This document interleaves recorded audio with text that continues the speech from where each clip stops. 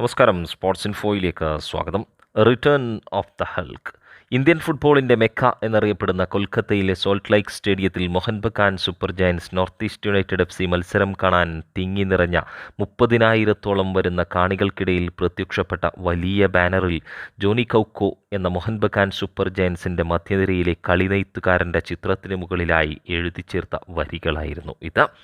ജാനുവരിയിലെ break കഴിഞ്ഞ് Mohan Bagan super giants Indian super ലീഗിലേക്ക് തിരികെ എത്തുമ്പോൾ ടീമിലെ മികച്ച മധ്യനിര താരം ഇന്ത്യൻ സൂപ്പർ ലീഗിൽ ഏറ്റവും അധികം അസിസ്റ്റുകൾ ഒരുക്കിയ ഹ്യൂഗോ ബോമസ് എന്ന മിന്നും താരത്തെ രജിസ്റ്റർ ചെയ്യാതെ പകരം പരിക്ക് മാറിയെത്തിയ ജോണി കൗക്കോയെ രജിസ്റ്റർ ചെയ്തപ്പോൾ പലരും നെറ്റിച്ചുളിച്ചിരുന്നുവെങ്കിൽ ആന്റോണിയോ ലോപ്പസ് ഹബാസ് എന്ന തന്ത്രശാലിയായ പരിശീലകൻ്റെ കണക്കുകൂട്ടൽ എത്ര ശരിയായിരുന്നുവെന്ന് ജോണി കൗക്കോ വീണ്ടും തെളിയിക്കുകയാണ്.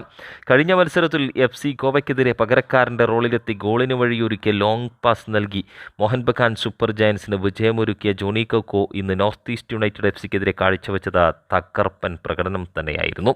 ഇന്ന് സീസണിലാദ്യമായി ആദ്യ 11-ൽ ഇടം പിടിച്ച ജോണി കൗക്കോ മടങ്ങിയത് 3 തകർപ്പൻ അസിസ്റ്റുകൾ ഒരുക്കി കളിയിലെ താരമായും മാറിയായിരുന്നു. ആദ്യ പകുതിയിൽ ലിസ്റ്റൻ കൊലാസോയും ജെയ്സൺ കമിൻസും നേടിയ ഗോളുകൾക്ക് അസിസ്റ്റുകൾ ഒരുക്കിയ കൗക്കോ രണ്ടാം പകുതിയിൽ മലയാളി താരം സഹൽ അബ്ദുൾ സമദിൻ്റെ മോഹൻ ബഗാൻ സൂപ്പർ ജയൻസ് കുപ്പായത്തിലെ കന്നി ഗോളിനും അസിസ്റ്റ് ഒരുക്കിയായിരുന്നു മടങ്ങിയത്.